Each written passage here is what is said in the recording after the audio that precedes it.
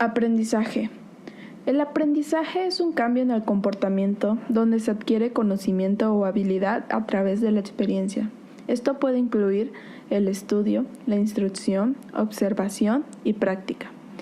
Pero esta definición excluye a la maduración, proceso por el cual se despliegan patrones de conducta biológica. Reflejos, que son respuesta involuntaria a una estimulación, y estados temporales, que son factores fisiológicos, tales como enfermedades. Existen 5 tipos de aprendizaje. El primero, la habituación, que es el fenómeno por el cual nos acostumbramos a algo. El segundo, el cognitivo, centrado en los procesos del pensamiento. El tercero y cuarto, latente y observación. Y por último, el asociativo, en el cual formamos asociaciones entre estímulo y respuesta. De este parte el condicionamiento clásico y operante. El condicionamiento clásico es la creación de una conexión entre estímulo nuevo y un reflejo ya existente. El estudio científico de este condicionamiento fue hecho por Ivan Pavlov. Pavlov consideraba el condicionamiento clásico como una forma de aprendizaje mediante asociación, la asociación en el tiempo de un estímulo neutral y un estímulo que provoca la respuesta. Para poder entender todo esto, se hizo una terminología del condicionamiento clásico. El primero es estímulo incondicionado. Este estímulo que puede provocar la respuesta sin ningún aprendizaje. El segundo, respuesta incondicionada, una reacción no aprendida al estímulo incondicionado. El tercero, estímulo condicionado, provoca una respuesta como resultado de su asociación en un estímulo incondicionado. Y por último, respuesta condicionada, que es provocada por el estímulo condicionado. Condicionamiento operante. Es la forma de aprendizaje en que las consecuencias de la conducta llevan cambios en la probabilidad de que ésta ocurra en lo futuro. Por ejemplo, si fueras a estacionar tu carro en el espacio marcado y como consecuencias tu carro se lo llevara una grúa todos los días, es muy probable de que dejaras de estacionarte ahí. La frecuencia con la que la gente hace cosas o aumenta disminuye dependiendo de las consecuencias de sus acciones. El primero en describir el condicionamiento operante fue el psicólogo estadounidense Edward Thorndike, interesado en la inteligencia animal, la cual investigó utilizando un aparato que denominó la caja del problema. Este experimento consiste en que puso un gato hambriento dentro de una caja, la comida colocada afuera, y de esta forma se observaban los esfuerzos del gato para escapar. En cada ensayo el gato era más eficiente al abrir la puerta de la caja. Gracias a este experimento dio resultado la ley del efecto, la cual establece las consecuencias de una respuesta que determinan si ocurrirán nuevamente en el futuro. Existen 3 formas en las cuales las consecuencias deseables e indeseables de nuestra conducta pueden influir en nuestra conducta futura. El primer punto es el reforzamiento positivo. Esto ocurre cuando en la consecuencia de nuestra conducta resulta un incremento la probabilidad de que volvamos a manifestar dicha conducta en lo futuro. En el reforzamiento positivo, las consecuencias de la conducta son positivas, así que la conducta se manifiesta con mayor frecuencia. Se deben destacar 2 asuntos importantes en la aplicación de este reforzamiento, la cual es la intimidez. El reforzador positivo debe darse dentro de un periodo corto posterior a la respuesta. El segundo es la consistencia en la aplicación del reforzamiento. Para que el aprendizaje se tenga lugar, el individuo que proporciona el reforzamiento positivo debe darlo consistentemente después de cada respuesta. Reforzamiento primario y secundario. Reforzamiento primario. Son reforzantes de manera innata y no tienen que ser adquiridos mediante el aprendizaje. Por ejemplo, la comida, el agua, el calor, la estimulación novedosa y la actividad física. Reforzadores secundarios. Se aprenden mediante el conocimiento clásico. Hay que recordar que el conocimiento clásico implica la asociación de 2 estímulos. Un estímulo neutral que puede transformarse en un reforzador secundario al emparejarlo rápidamente con un reforzador primario. Por ejemplo, el enfrentamiento de perros. Programas de reforzamiento positivo. Hablamos sobre reforzamiento positivo como si cada respuesta fuera seguida por un reforzador, una situación conocida como reforzamiento continuo. Se divide en tres: razón fija, que es un programa de reforzamiento de razón, la cual fija el reforzador que se da solamente después de un número específico. La razón de variable, un programa de reforzamiento, razón variable, el reforzador se concede solo después de que se han obtenido un número variable de respuestas. El intervalo fijo, hay un programa de reforzamiento en que la primera respuesta obtenida después de un periodo variable es reforzada. Se llama moldeamiento o método de las aproximaciones sucesivas cuando la respuesta que queremos reforzar nunca ocurre y tienes que reforzar respuestas similares. Así se incrementa la probabilidad de que la respuesta objetivo ocurra y se pueda reforzar. Esta teoría fue experimentada por Skinner, que creó una caja para utilizar en la investigación del condicionamiento operante, equipándola con una palanca de respuesta, una charola dispensadora de comida y una rata, recompensando a la rata cada vez que moviera la palanca accidentalmente, hasta que la rata se diera cuenta que tenía que hacerlo para recibir comida y se condicionara para mover la palanca adrede. El principio de moldeamiento tiene gran uso fuera del laboratorio. Sin embargo, hay ciertas excepciones en las que no es posible moldear a una persona, como a un esquiador. No se le puede moldear para que dé un giro que no sabe hacer, ya que no está listo para hacerlo. Pero en niños con deficiencias de desarrollo se puede lograr que se cepillen los dientes e incluso que tomen el transporte público. Reforzamiento negativo. El término causa mucha confusión para las diferentes interpretaciones de los autores. Sin embargo, el reforzamiento negativo ocurre cuando se observa una actitud no deseada y se quita algún premio que se esté dando, para que así el sujeto quiera volver a tener la recompensa. No es aplicar un castigo o premiar alguna conducta no deseada. En el condicionamiento de escape, la conducta provoca que el evento negativo cese. Se llama así porque el individuo escapa de algo negativo, en el sentido de provocar que pare.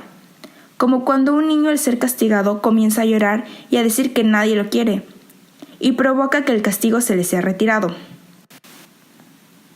Condicionamiento de evitación. Otra forma de reforzamiento negativo. La conducta tiene la consecuencia de causar que algo negativo no suceda cuando de otro modo sucedería. Como cuando sabes que en una calle asaltan mucho y decides irte por otra. Incluso si esto te hace sentir un poco cobarde, encontrar otro camino que vendría a ser cambiar de conducta es una consecuencia reforzada por la evitación de algo negativo, que en el ejemplo vendría siendo la inseguridad de la calle. El reforzamiento negativo es un método eficaz de reforzamiento. Aprendemos patrones de conducta fácil y rápido. Sin embargo, usualmente se aprenden conductas infantiles y maneras de evitar alguna situación en lugar de enfrentarla. Resulta fácil aprender una solución rápida y sencilla, aunque inapropiada mediante el reforzamiento negativo.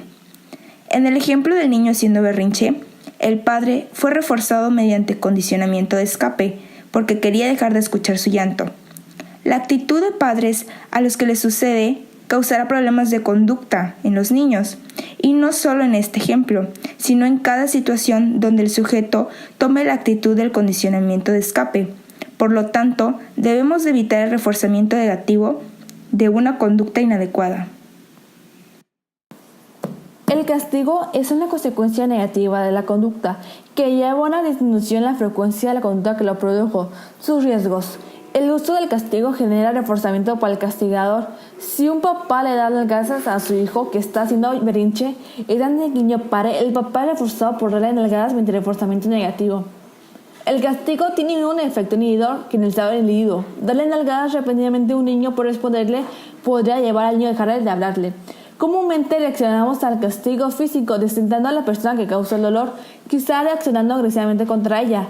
A veces un individuo se desquita con otra persona si no puede reaccionar contra el que le provocó el dolor.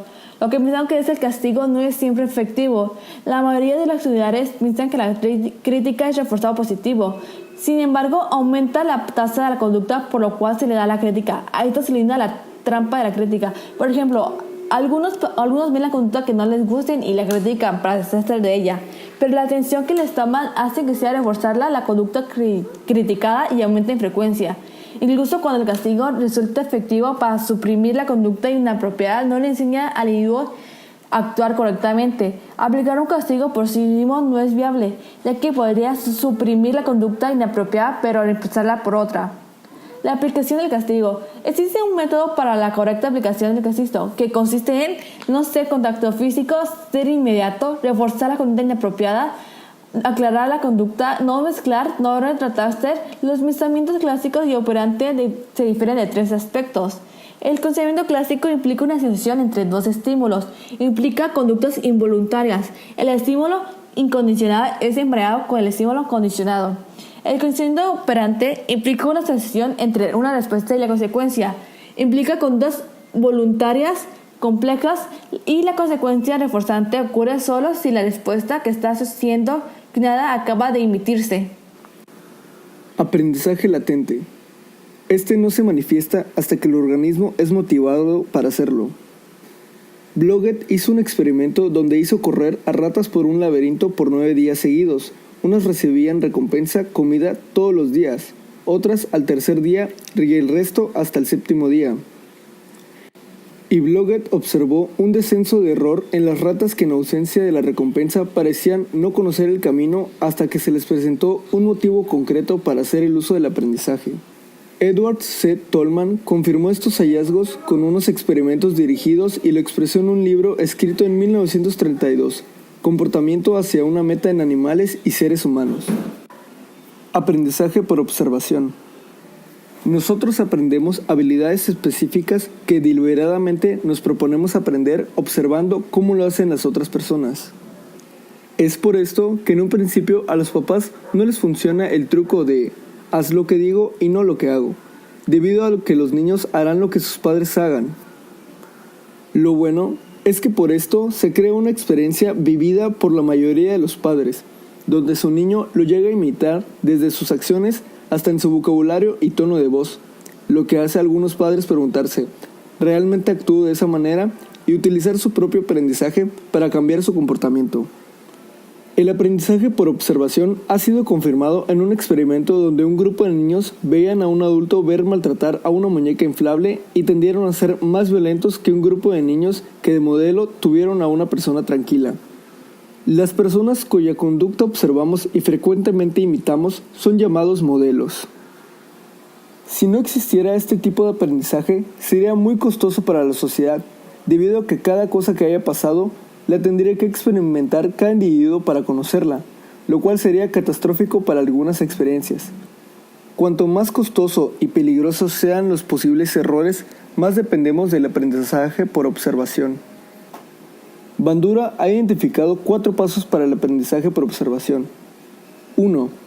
El prestar atención y percibir los aspectos relevantes del comportamiento. 2.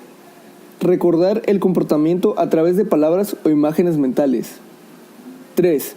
Convertir en acción el comportamiento recordado. 4.